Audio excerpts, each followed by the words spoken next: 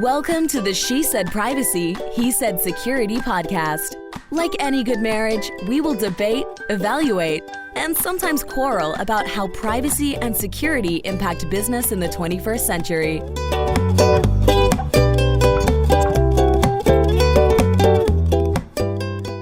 Hi, Jody Daniels here. I'm the founder and CEO of Red Clover Advisors, a certified women's privacy consultancy. I'm a privacy consultant and certified informational privacy professional, providing practical privacy advice to overwhelmed companies. Hi, I am Justin Daniels. I'm a shareholder and corporate M&A and tech transaction lawyer at the law firm Baker Donaldson, advising companies in the deployment and scaling of technology. Since data is critical to every transaction, I help clients make informed business decisions while managing data privacy and cybersecurity risk.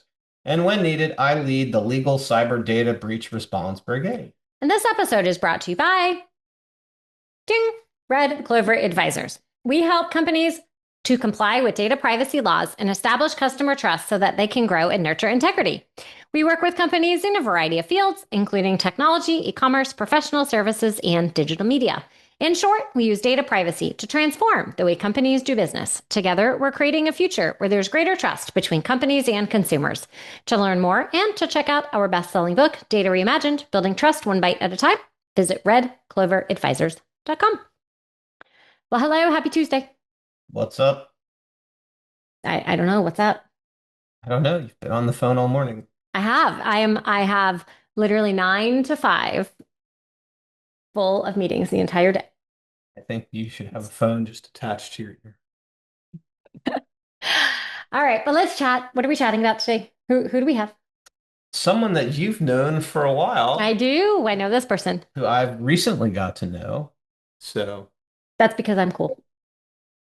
Or at least you're cooler than me. You said it, not me. Okay, well. So let's get to our interesting show today with our really cool guest. So today we have Heather Kuhn, who is the Privacy and Technology Counsel at Genuine Parts Company.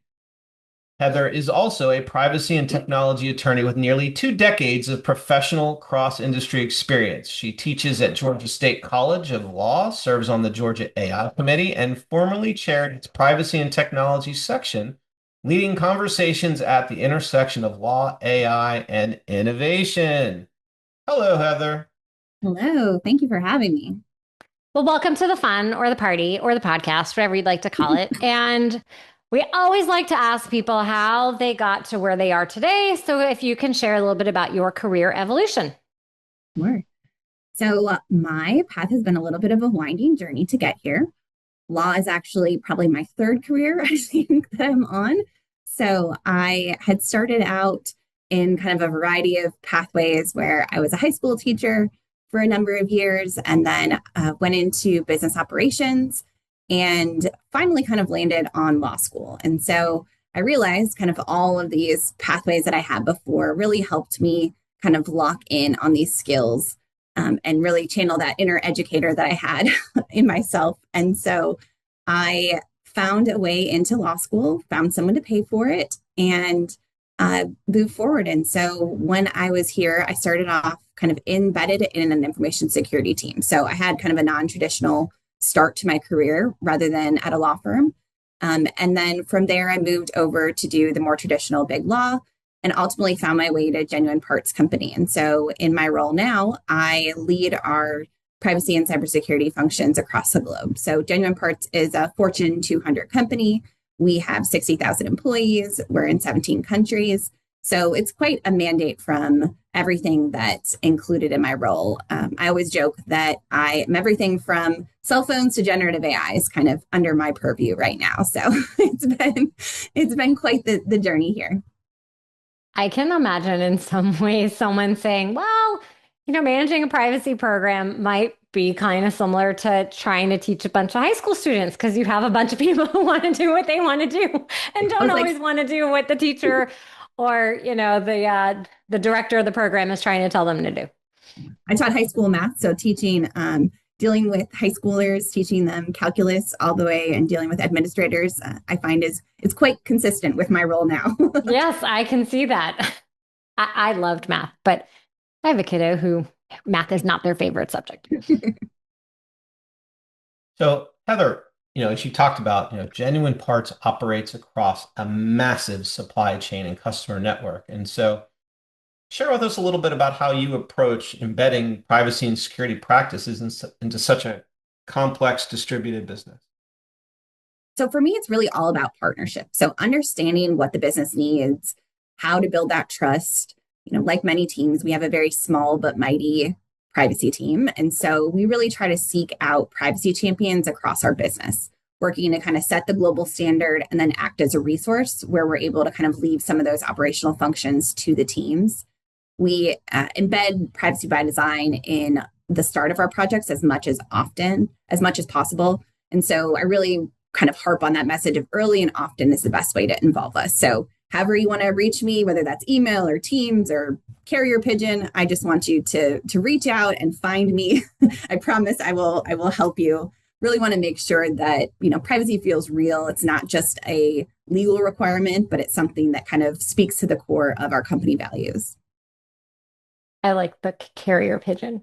I got to get creative here with my constituents. So we kind of talked a little bit and joked about the tension, right, between privacy programs and all this data, but let's talk more about it because as customer and employee data is flowing between systems and partners and, right, it's a massive, complex web that you have. How are you managing a business team who wants as likely as much data as possible?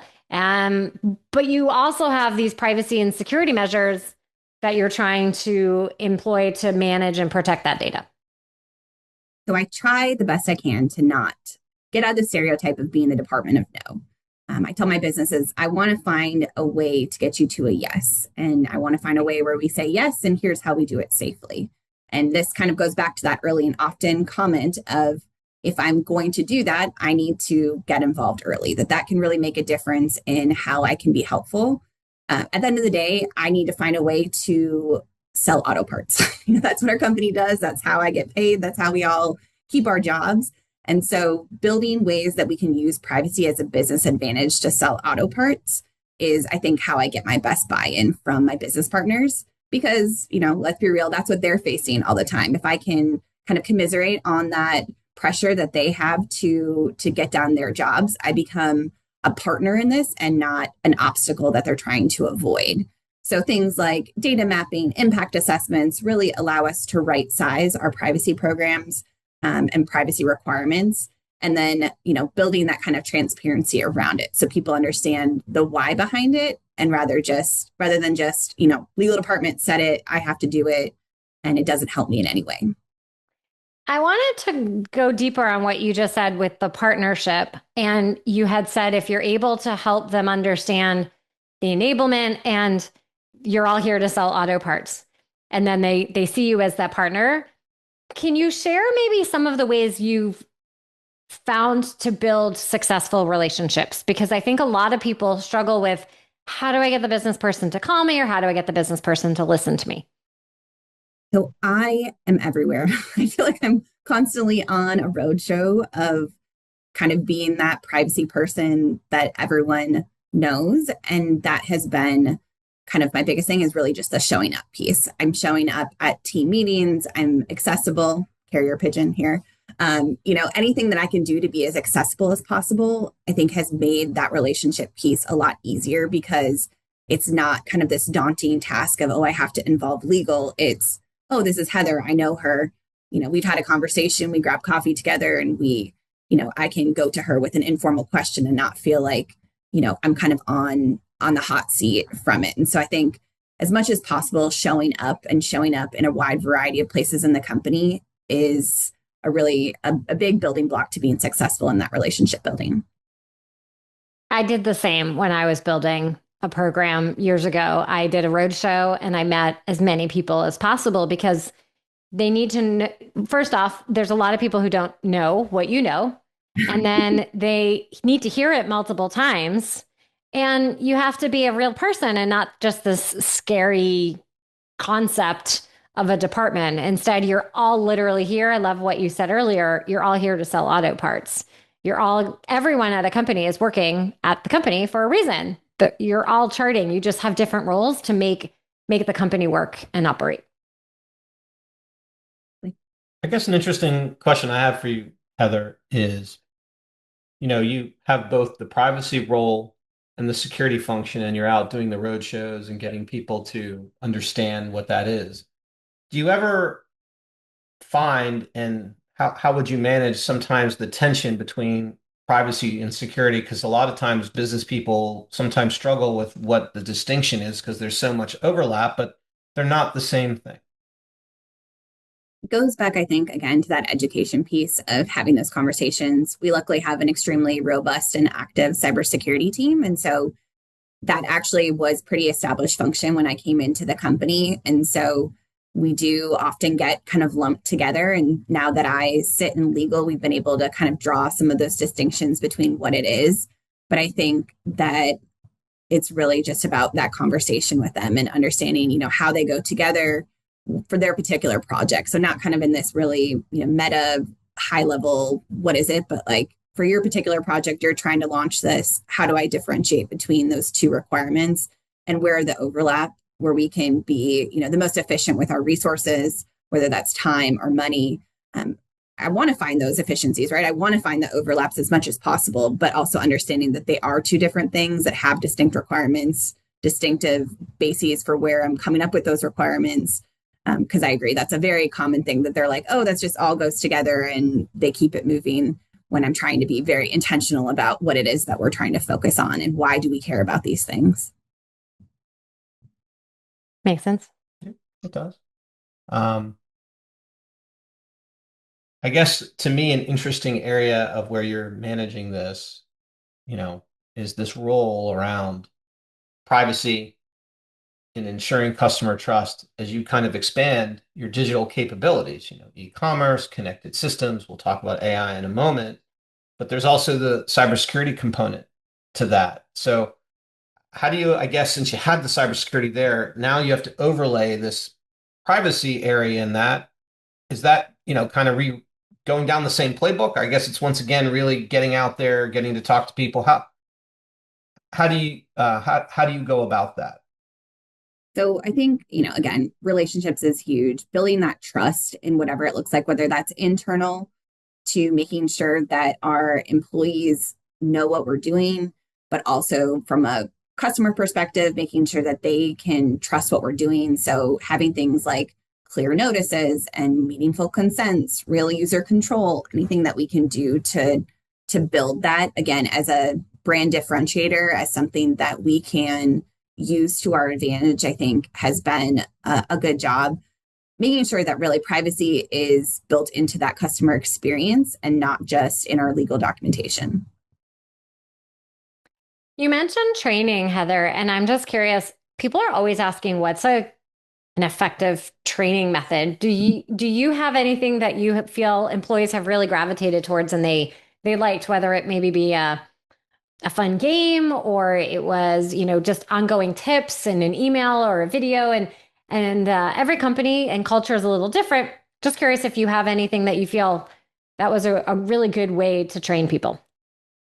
So we kind of utilize all of those mechanisms. So we have our, standard kind of pre-built trainings that we offer.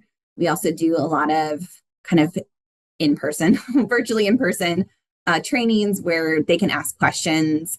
We have, kind of our cybersecurity awareness month that tries to, gamify a little bit, some of it, make sure that we have some interactive ways, and then trying to expand that into privacy awareness as well. And, capitalize on International Privacy Day that falls in January, of how can we, really get to employees to understand what it is. And then again, they can better understand it through that perspective, I think has been effective. I think as much as possible when we're able to tie it back to what they actually do. So it's less of this really hard to define concept. It's very tangible in, oh, that's the exact, I was on our website and this is what I was doing.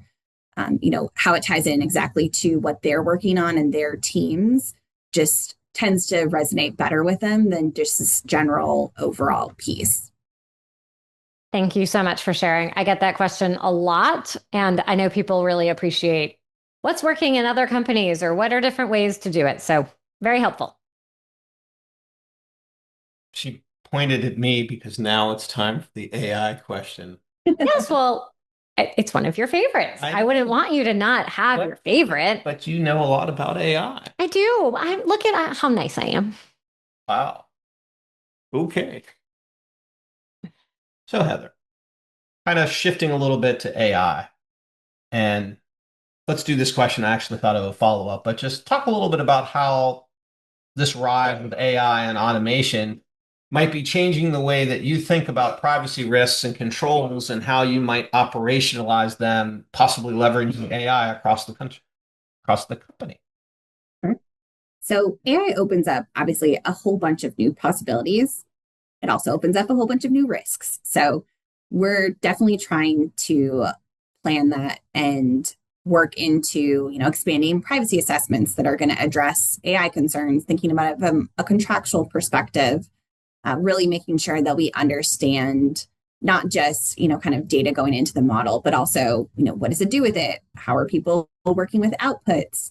And making sure it's that cross-functional operation. So we have legal, IT, product teams, everyone kind of at the table for it.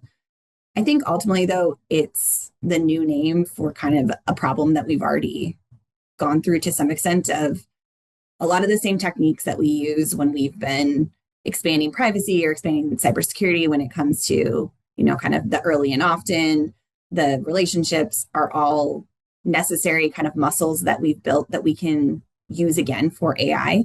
Obviously, this is the new, shiny object that we want to make sure we're focused on and paying attention to because of kind of the vast risk and profile of it and attention that it's getting. But I think that we can really benefit from utilizing kind of these skills that we've already developed in this new, mission of how do we do AI as a company. Kind of focusing down a little bit on the legal department. Can you talk a little bit about how AI is impacting your daily workflow and maybe issues that you might have dealt with one way that you may now leverage AI?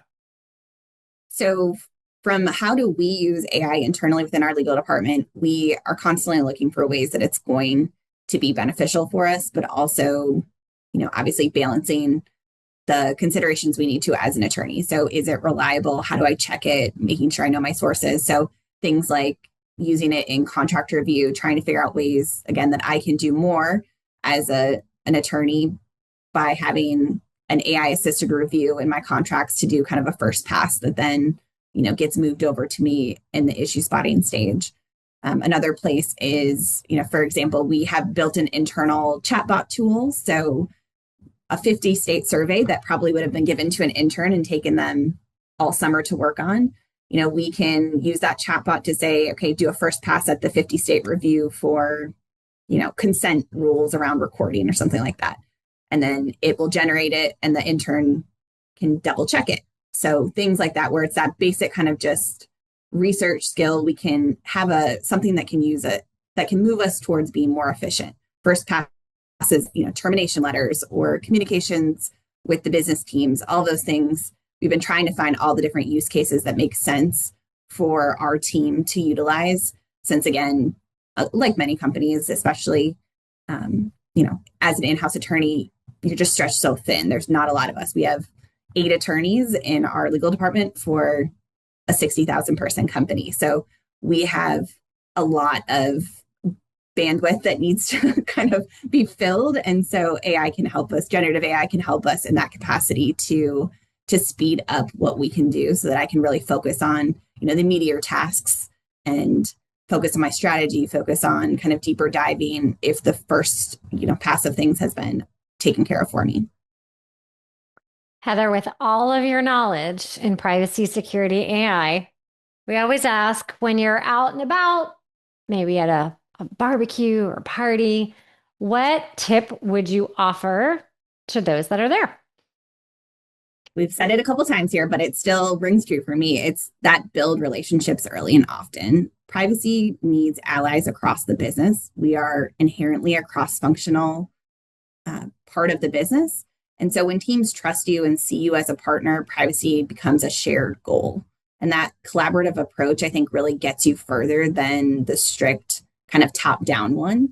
And so go have coffee with everyone, go, have lunches with everyone, show up at all of the town halls and the team meetings and be all the places, because that really is going to get you, I think, the furthest and the fastest by building those relationships. All right, everyone, you heard it. Go have coffee, go have lunch. Off you go. You're going to be very busy the second half of the year. So, Heather, when you're not out there having coffee, championing privacy across your various stakeholders, even using the carrier pigeon, what do you like to do in your free time? Well, free time is quite a rare commodity in my life. We have 5 kids, so our life is pretty crazy. And then, I'm extremely active in the privacy scene in Atlanta. So I just finished up my role as the chair of the Georgia Bar's Privacy and Technology section, sitting on the Georgia Bar's Special Committee on AI, teaching at the law school, working on my master's degree in cybersecurity. So, somehow I've materialized, I think, more hours than 24 in a day. But ultimately trying to, I love mentoring. That's kind of, again, teacher at heart, and always have been, always will be. So always trying to mentor people in every setting that I feel like I walk into. And then with those, somehow the time that's left, I'm probably found doing something active and probably with kids involved. So soccer, cheerleading, pool, and then going home to some delicious meal my husband has cooked, because he is the real chef in the house. And my kids will remind me of that on anytime I try to cook. So I would like the trick on how you have figured out to squeeze more into a day than the 24 hours. It's my true magic skill over here. That is a magic skill for sure. Well, Heather, we're so glad that you joined us today. If people would like to connect, where should they go? You can feel free to connect with me on LinkedIn. I always try to be responsive. I love the reach outs and always trying to connect in the community, but that it would be the best way to reach out to me. Amazing. Well, Heather, thank you so much for joining us today. Awesome. Thank you so much for having me. Thanks for listening to the She Said Privacy, He Said Security podcast. If you haven't already, be sure to click subscribe to get future episodes and check us out on LinkedIn. See you next time.